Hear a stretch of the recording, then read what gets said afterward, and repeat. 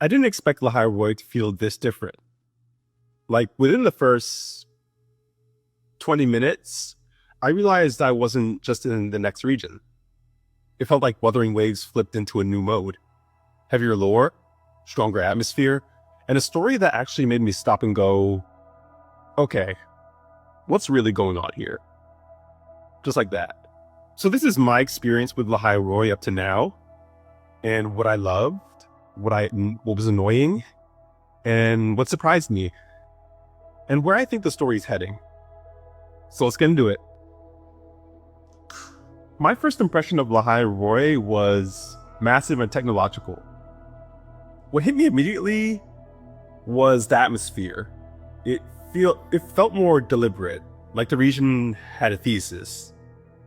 The scale felt different, not just a wide open space, but set piece scale. And the game is pushing more mystery and mythology, not just coherent fight next. That's the feeling I got.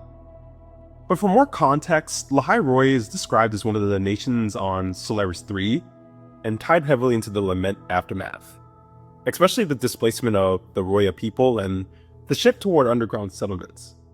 And knowing that while I'm walking around made everything feel more bloated. Like I wasn't just sightseeing, I was stepping into a region built around survival, technology, and whatever is sealed under all of this. Now let's talk story, because this is where my experience really changed. Alright, I'm trying to keep this as spoiler-free as possible, but spoiler time.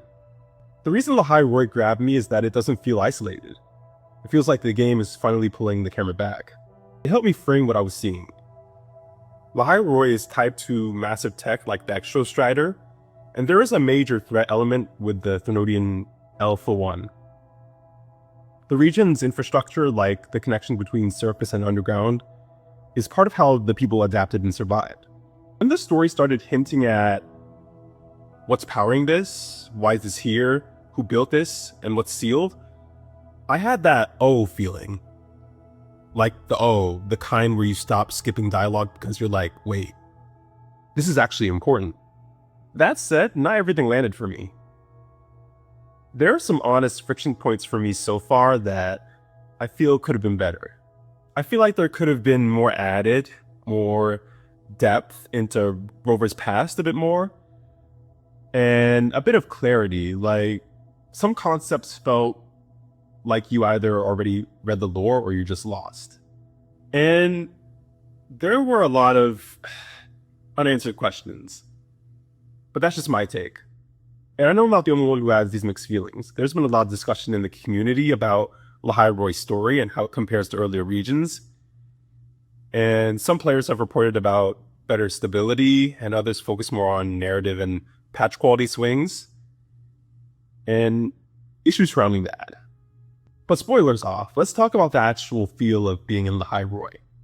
My Lahai Roi gameplay loop has basically been pick a direction, get distracted by viewpoint, stumble into a quest objective, and end up in a new sub-area that feels like a different biome.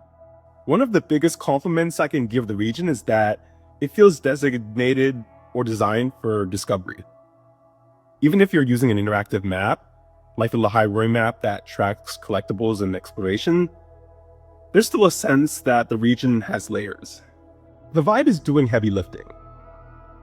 The lighting, the sense of scale, the contrast between the underground, the surface, everything, it gives Lahai Roi a strong identity. And musically, there are tracks that feel like they're meant to be remembered. For example, Heart of Lahai Roi is literally out there as part of the soundtrack ecosystem, and it fits that epic but haunted feeling the region pushes.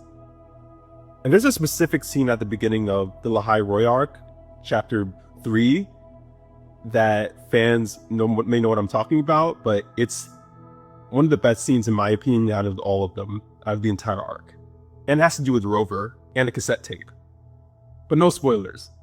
But combat-wise, Lahai Roi has been pretty tactical. A lot of Gundam references. I like seeing that. A lot of anime references as well. And a lot of interesting animations. Like everything, anime, animation, all the above in that area. And the characters build up Lene, Miss Mjolnir, and Luke, and other notable ones such as Amith. She's also a favorite of mine from this region. They're all pretty good. They're a good team up. So here's my verdict on Lahai Roi so far.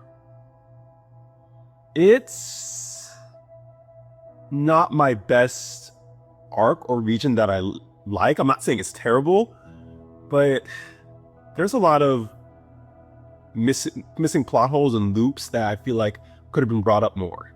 But personally, my number one would be Huang Long. It's number one. Huang Long is still my number one.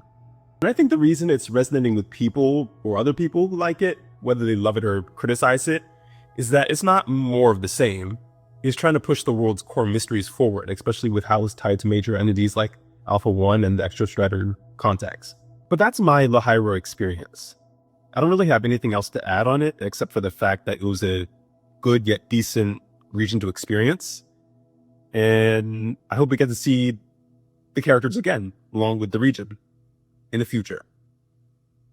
But I just started the 3.5 update for Menjo, and we got to see some familiar faces. Yang Yang, Jixia, Zeze, and Jinchi, all from Huang Long. So I may keep you updated on that. So keep a lookout for familiar videos, and I'll be keeping you updated in the community. But if you enjoyed this, like, subscribe, and I'll see you in the next one. Take care.